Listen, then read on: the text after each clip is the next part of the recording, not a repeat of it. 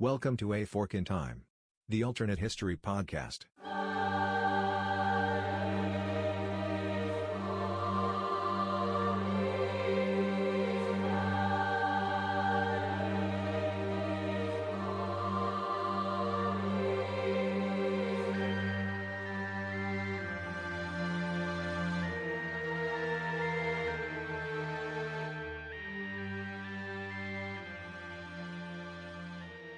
Welcome back to A Fork in Time, the alternate history podcast. I'm Don Shelley, your host. Once again, thanking you for joining us for today's episode. On today's episode, we're going to take a little trip back and look at the historical what if, the proverbial fork that we use here on A Fork in Time. What if the Norse, so the Vikings, you might want to call them, or other explorers from Scandinavia, had produced more enduring settlements in North America? So you might simply call this episode What Would Have Happened If the Norse Had Colonized North America? Although, from what we were beginning to understand about the historical record, to some degree they did, at least for a period of time. So today on our exploration of an exploration of an alternate history timeline, we're going to look at what if that settlement had been more enduring and had lasted down to the point that it was a recognized existence at the time that other settlements might have come to North America. And so we're going to look at essentially what would have happened if the Vikings had been the first to truly colonize North America from Europe. One of the things that we could do on today's episode, we actually could spend quite a bit of time, is actually sort of opening up and going through what we know or think we know about the history of Norse exploration and settlement. Particularly the exploration activities of those that we sometimes simply refer to as the Vikings. But in doing so, that would probably take us down a path where we wouldn't spend a lot of time talking about the what if of history or the fork. And so I'll try to just do a brief explanation about what we know or think that we know that sort of sets up the premise for where we will take the departure in history. One thing that is definitely known from history is that the Norse, the Vikings, were very capable and able seamen. And they were able to, and as early as the 10th century, had already sailed beyond Iceland and actually began to make the first settlements that would actually be on the continent of North America in the area that we know today as Greenland. So the Norse settlements in Greenland primarily were along the coast in fjords that existed there because of the harsh conditions, but they were able to sort of eke out an existence and establish settlements there that thrived and clearly were just beyond those of just camps where the explorers stayed over for a few days. And so it's a fair thing to say that there were Norse settlements in Greenland again in the 10th century. Sometime around 985 AD is a date that you will see many historians point to when this activity began. And there's certainly no doubt about the connection between Norse from Scandinavia via Iceland coming and actually establishing settlements on Greenland. So it is a fair thing to say that some of the first European settlers in North America, Greenland being part of North America, were the Norse.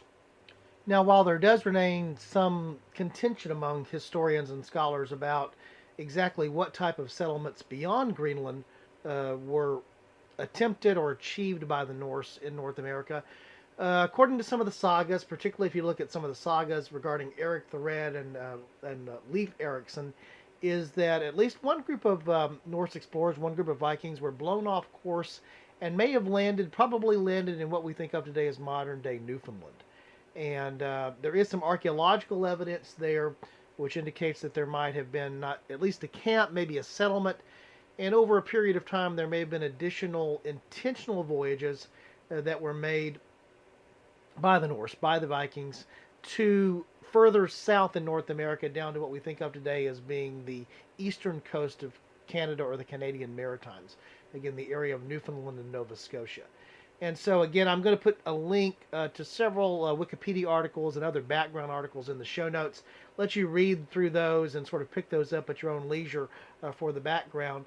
But assuming that those settlements did in fact occur, and there's good reason to believe, both archaeological as well as from historical record and legends and epics, that they did occur, there definitely was a likely presence of the Norse in North America further south, into the areas that we think of being more traditionally being North America, again, modern day Canada, and perhaps even into the northeastern United States. And so, on our fork today, we're going to explore what would have happened if those settlements had endured and have been more enduring, and how might things have been different. So that's going to be our fork, and our departure today is what would have happened if North America had become a little bit more Norse America.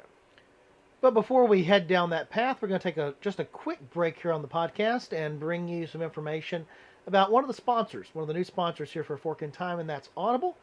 So we invite you to hear a little bit about that, and we'll be back shortly to continue with the exploration of this Fork in Time. Donald Alexis here, taking a little break from today's episode to talk to you about one of our new sponsors here at Fork in Time that we're really excited about, and that sponsor is Audible.com.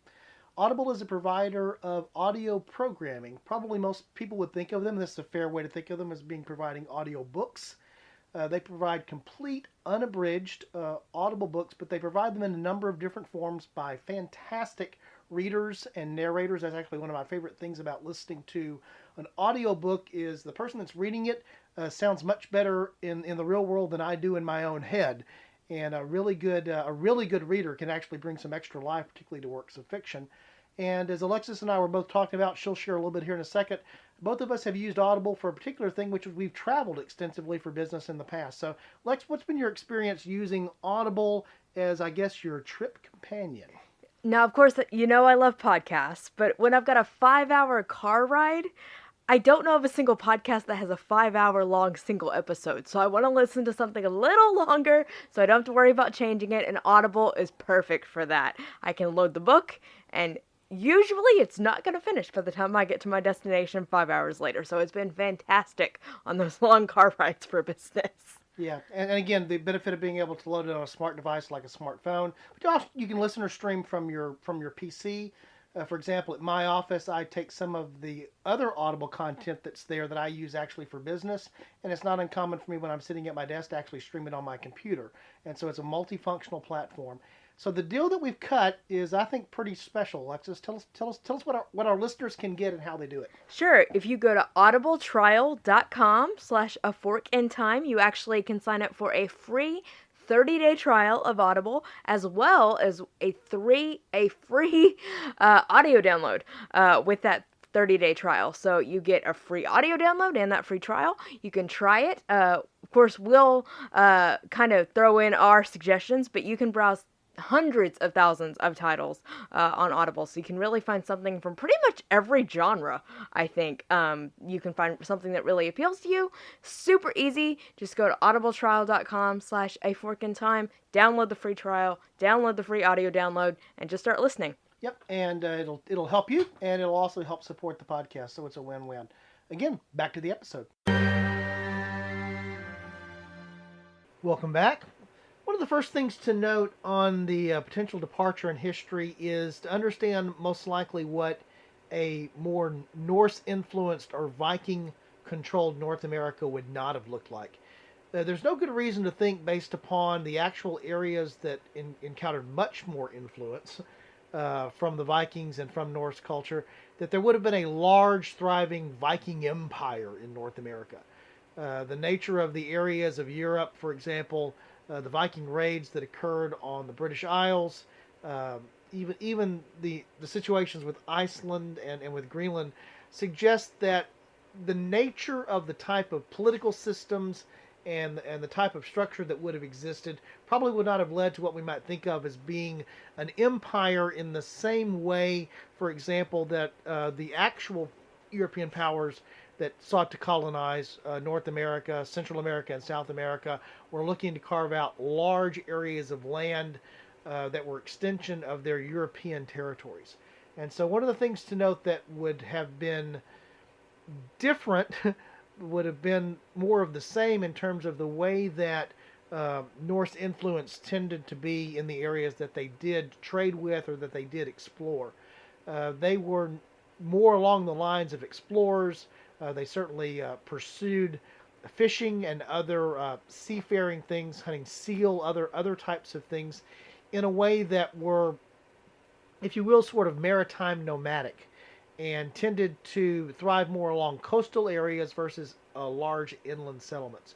And so, one of the things to note in a more influenced Norse America, again using that term, that'll sort of probably be what the title of the episode is that even the exploration and the extent to which there may have been more influence over the areas that we think of today as being the eastern Canada shoreline with the Atlantic, or even down into what is the modern United States shoreline on the Atlantic, is that it's doubtful there would have been intrusions deep inland by Norse settlements or Norse settlers. That was normally not the way that things worked in the other parts or other areas of the world.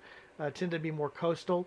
It's possible that they might have pushed further inland because it would have been easier to do so without difficult mountain terrain and taking advantage of some of the natural resources that were there, that were more inland forests, fishing on rivers, those types of things. But I think it's a fair thing to assume that they would have been much more coastal hugging in their settlements. And so you would not have seen a vast spread of Norse culture or Norse population over large parts of the inland areas of what we think of today as being modern Canada or the United States. And so while there could have been more Norse that were here, it probably would have been much more of a coastal phenomena and not moving inland. One of the things that is important to note that's also based upon what we do know about situations that occurred where the Norse encountered native peoples was there tended to not be intermarriage or genetic mixing with those native peoples. The Norse tended to be very conservative. They tended to prefer to marry and have children with others that were part of their culture.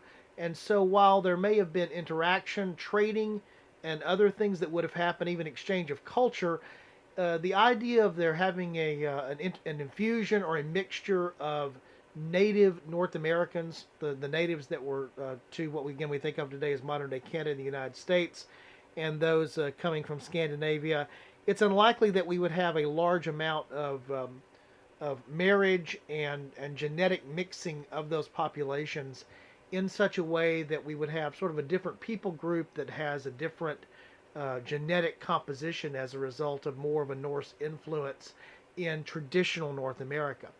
Now, having said that, certainly I think there would have been, and the Norse were known for bringing their culture and having a cultural exchange, and the things that they would have taken back from the Native American cultures that existed in more traditional North America, and what would have been absorbed potentially from Norse into those cultures, I think is something that's interesting to speculate on. I think it's hard to know exactly what that would have looked like. One possibility, of course, would be once the Norse became Christian, and the possibility would have existed that Christianity could have come to North America in a very different form if it had come through the influence of Norse explorers and Norse settlers than it did coming with the Spanish and the others that came in the more traditional waves of colonization in the real timeline, what really happened in history. And so it may have been a more gentle introduction of Christianity to North America, and an introduction in such a way that there may have been more of a chance for conversion that was not forcible or that wasn't coerced by the Native Americans that would have encountered the Norse. And so I think one of the interesting concepts to think about in this idea of a Norse America, particularly after the Scandinavian countries and the Norse, the Vikings, became Christianized, is to think about how that particular flavor of Christianity may have spread into North America in a very different way than the way that Christianity came to North America in the traditional exploration and colonial timeline that we know of, involving the Spanish, the Portuguese, and many of the others, even the French. To me, also one of the other interesting concepts, though, about the idea of more exchange going back and forth between Northern Europe and those that were connected and trading both with Northern Europe and trading with North America, is the fact that those connections in culture would have also meant that there would have been exposure to things that are often a very big influence on history, and that's the idea of germs and what can happen in terms of disease. One of the things that is often speculated by a lot of modern writers now is that when the traditional discovery story of North America, the 1492 landings by Columbus, and then the subsequent follow-up landings in various parts of the world, but particularly those along the what would eventually become the American East Coast, is that the areas were very thinly populated. So much thinly populated that some of the concepts of that came with the explorers from Europe, of that this was a virgin land with very few natives, and it was sort of there for them to find and them to take control of, was the result of there not being large native populations. And there have been a number of books that have been written, a number of studies that have come along, particularly in the last 20 to 30 years, that suggest what may have happened is there may have been some casual contacts also with other Europeans in the 50 years to 100 years before the arrival of explorers and colonists after 1492, and that they had brought with them diseases that had wiped out a large portion of the Native American population.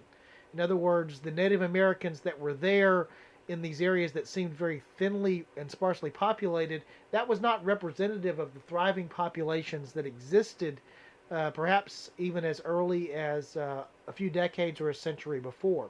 And that was the result of contact that happened potentially before with European diseases or diseases that came from other parts of the world. Certainly we know what did actually happen during the traditional timeline and the colonization and the exploration that we know there, was that there were large portions of native populations, of Native Americans, the native populations in Central and South America, who did succumb to European diseases that had hence been unknown prior to the arrival of Europeans. Things such as smallpox, for example, other types of highly contagious and very deadly conditions that were as deadly to the native populations as the superior weapons and superior technology that were being brought by the explorers slash settlers slash conquerors as they came to the Americas.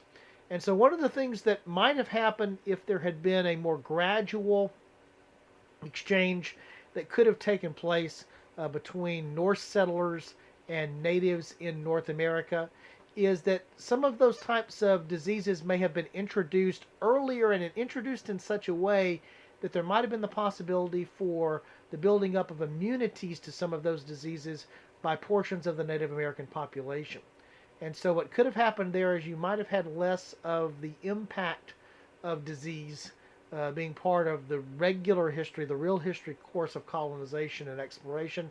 And you might have had a situation where the native peoples may have been more resistant to that because of having been exposed prior to that with the trading that would have gone on and the potential exposure not only to each other's cultures, but to each other's diseases and the types of health risks that existed there. Of course, it's also interesting to speculate in that cultural exchange and the trade exchange that might have happened there.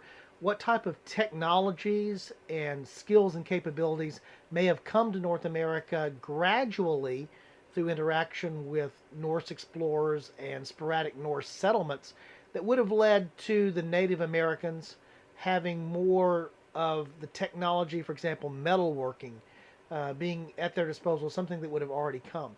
That could lead to a situation where when you have the arrival later of other settlers from Europe, the Native American peoples being able to stand more on their own from a technology standpoint, having steel to stand against the steel that was there, other technologies that may have come eventually, other things like gunpowder, the other types of things that would have spread through a normal course of trade, that would have meant there would not have been such a stark disparity that existed between what we saw on the real-time line with European explorers and settlers arriving and the status from a technology standpoint outside of agriculture of many of the native peoples, the Native American peoples in both North America, Central America, and South America.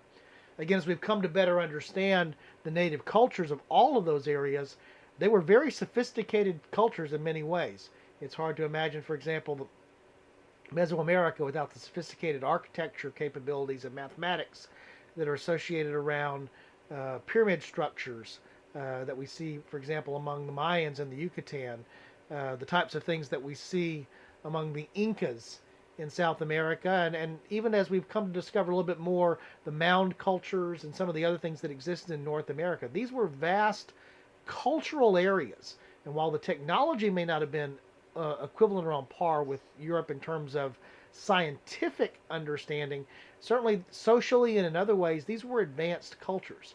And so if you have these advanced cultures that have the ability slowly over time through the more gradual type of contact that would have existed with a Norse exploration and Norse settlement being the first waves of exploration and settlement into North America, you may have had a situation where those technologies and those capabilities and those understandings could have been gradually absorbed into cultures that were capable of doing so, and then capable of putting them to good use, both for peaceful as well as potentially for defensive mechanisms. And so this idea of the gradual, less abrupt conquistador, for lack of a better term, that's the way I'll describe it, type of approach to the Americas that came post 1492, we could have had a very different situation where we would have had more of an assimilative exchange type of situation that could have occurred, that would have been facilitated more likely by the way that the Norse would have interacted than what we actually saw with the way that Europe came in the real timeline. And of course, that also introduces one of the other more important concepts to think about in an alternate timeline where there was more of a Norse presence in North America, which is, when would the rest of Europe have come under that scenario? A couple of different ways to think about that. I think one of the primary ways to think about that is that there definitely would have been, over a period of time, a better understanding that would have filtered throughout all of Europe that there existed another continent. Perhaps a better understanding about the vast size of that continent, or certainly the extent to which that it ran north and south along a coastline, maybe not the depth of the continent that we think of as being North America. But the existence of North America would not have remained something that was only known to the Norse or to Scandinavian peoples. Over time, word would have spread back to more of mainland Europe, traditional Europe, as well as to other parts of Eurasia, about the existence of this land with resources and with other things that would have existed across the Atlantic. And an understanding that it was not a tremendous distance to cross to get there. Certainly you could go the same route that the Norse did, by traveling around sort of a more coastal way of skirting around the northern parts of the Atlantic, taking advantage of Iceland and Greenland. But over a period of time, I think it's realistic to believe that you would have seen more adventurous sailors, either from England or from the powers that actually did come and sail, the Portuguese, the Spanish, the French, who actually would have made the transatlantic crossing probably centuries earlier, with knowledge that there was something to cross over to and something of value, something that was worthy of being settled and or conquered and or possessed, that would have caused those explorations to happen earlier. So we think of the late 15th century, 1492, being the date of Columbus's quote unquote discovery of America being into play. I think it's very easy to think that, imagine again with the period of time that we've looked at here, that historians imagine that there were Norse either accidental discoveries or more traditional settlements in North America around 1000 AD. Perhaps as early as 12 or 1300, you might have seen European explorers, more traditional European explorers, coming across. And so then the question would be, which of those powers would have been in play to do so? This would have been a period of time when you still had France as a powerful continental power. Obviously England, Norman England, existing as it did during that period of time, and certainly having and gaining more of a seafaring tradition. Portugal, who was very active in exploration, of course, then later Spain. Any of these powers may have been the powers that would have been more likely to come across and settle into what we think of today as being North America. My personal take is we probably would have seen more of a diversity in terms of which European powers sailed, and so sort of the striving for getting a foothold and settlements in the New World may have been a very different scenario than what we think of today. There may have been more activity The Spanish, for example, may have been more in the areas that we think of as the United States today.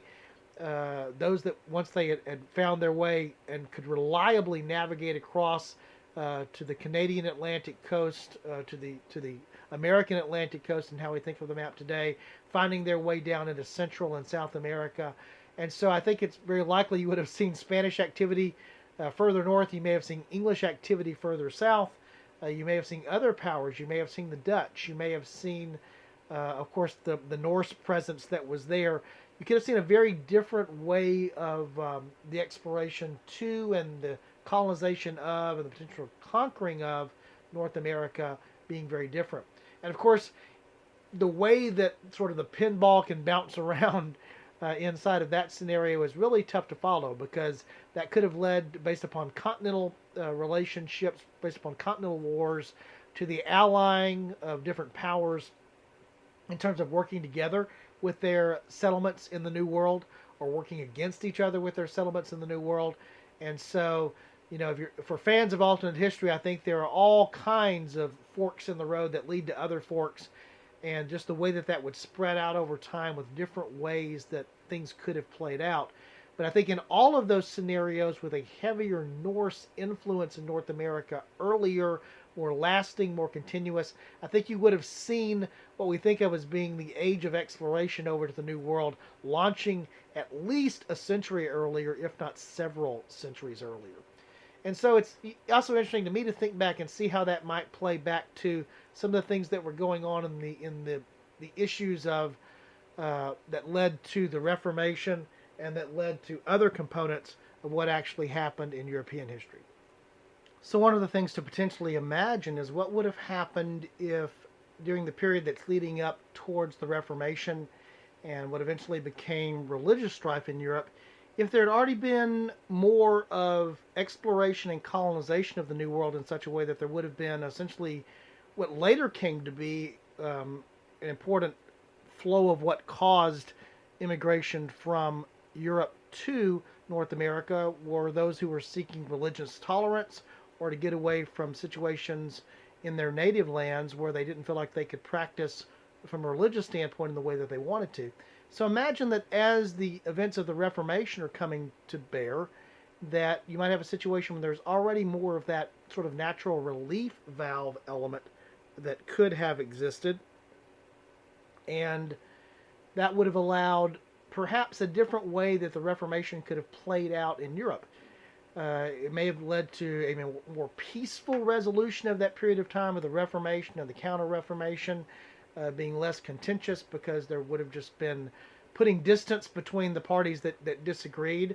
Or you could have actually had something that would have been just the opposite, where interests or fighting that existed over the new territories in the New World may have led to the religious or the doctrinal differences that were existing among leaders and countries and institutions to break out and essentially turn into being a hot war, a more intense conflict that had to do with differences of religious philosophy, but also had to do with social, political, and economic influences as a result of a different map, a different colonization exploring map than we think of today.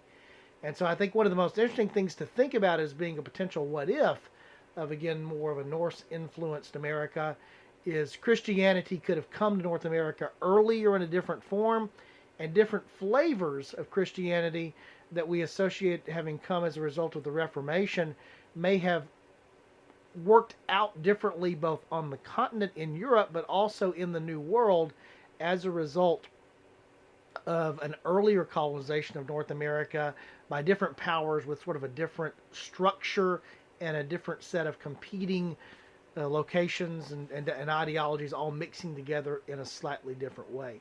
Certainly by the time that we arrive in the traditional timeline with Spanish exploration being one of the key examples there, and the wealth that was brought back from the New World in terms of gold for Spain, that had a major influence on Spain's role inside of the religious conflicts that were going on in Europe, and Spain being more of a defender of the traditional Catholic faith.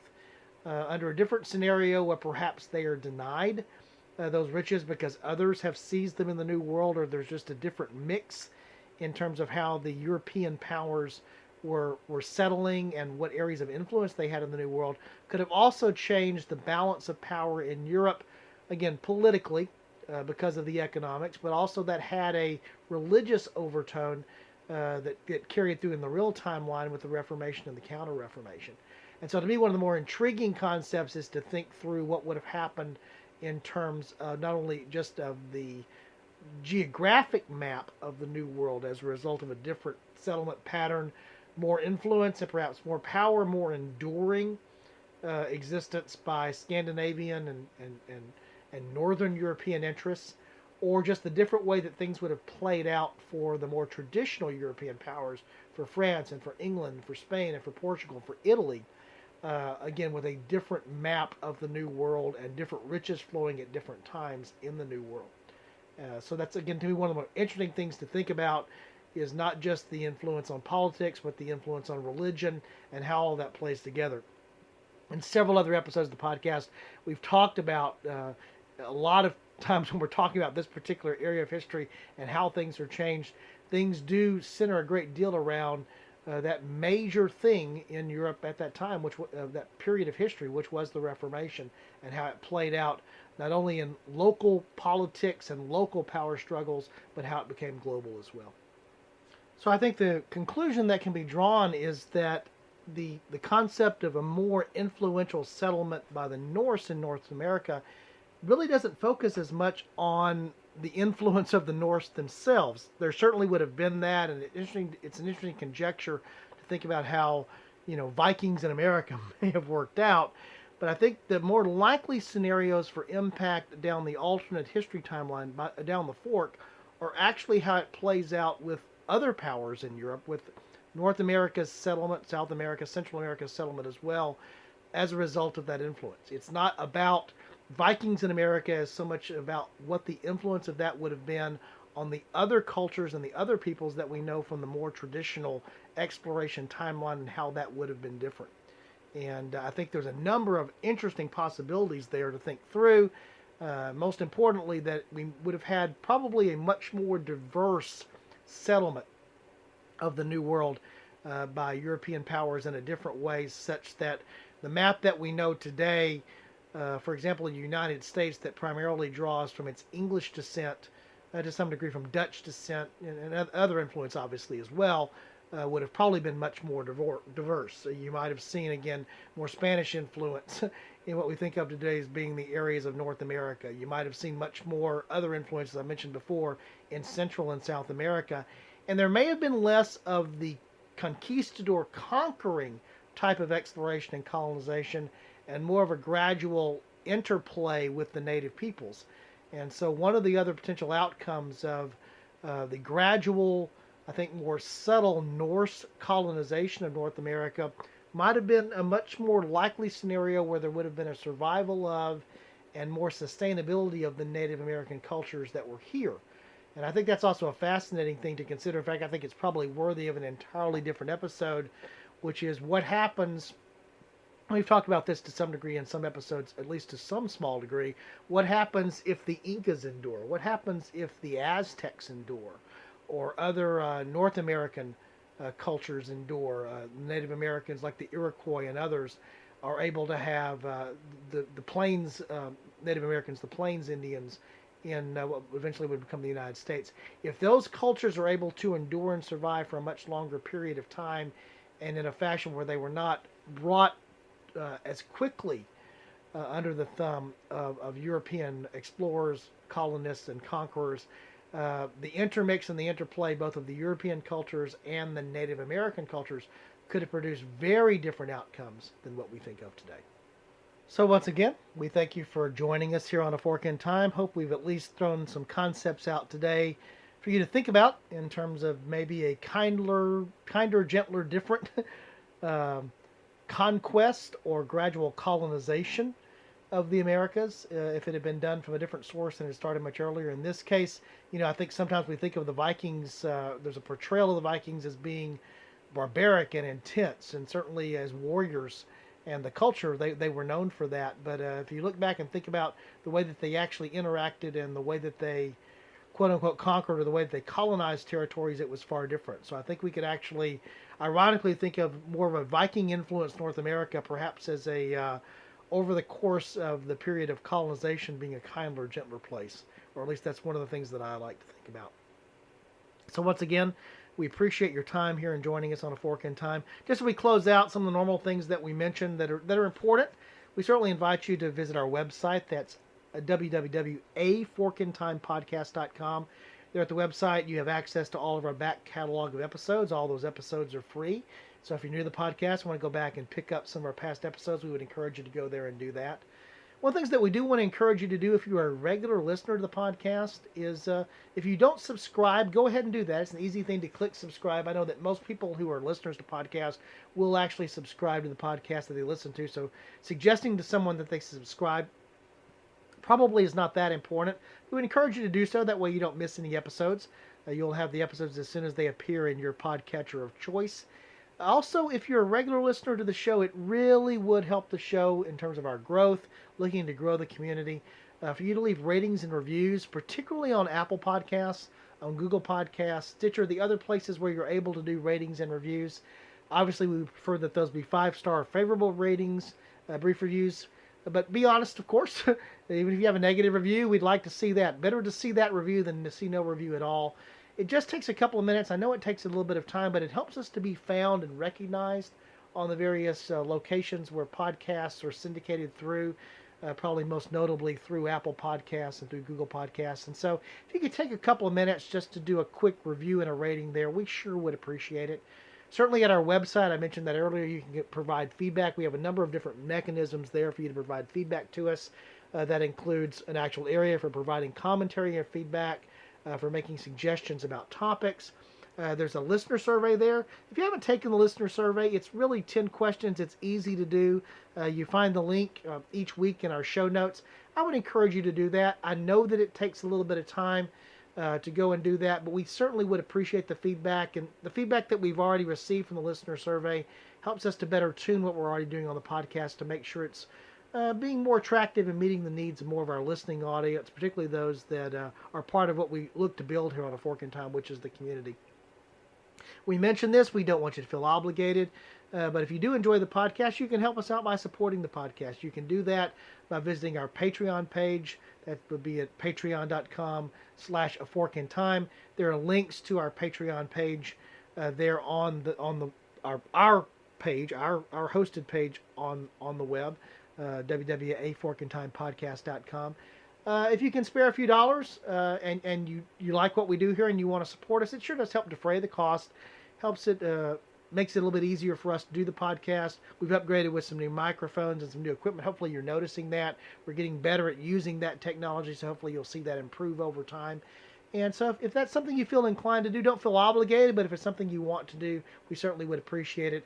And there's some advantages there that we offer to our Patreon patrons for providing that support for just a couple of dollars a month, the way that you can be a part of the podcast. But the way that most that you can be part of the podcast is the way you've already chosen to be part of the podcast, which is by giving us some of your time and attention. And we really do appreciate that. We know that your time is valuable. And if you come back week after week, we strive to have something that at least is interesting most of the time and is thought-provoking as well, and something that is worth your time and the time that you've given to us. So once again, this is Don signing off for this episode of A Fork in Time, and we look forward to having you join us next time. Thanks.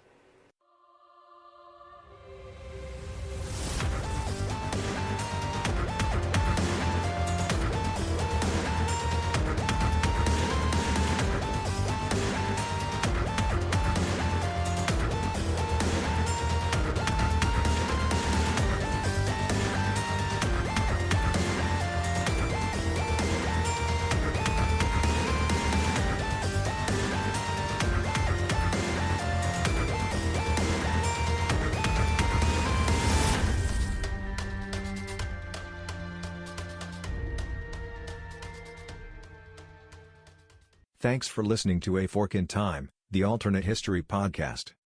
Learn more about the podcast at www.aforkintimepodcast.com. Join us next time.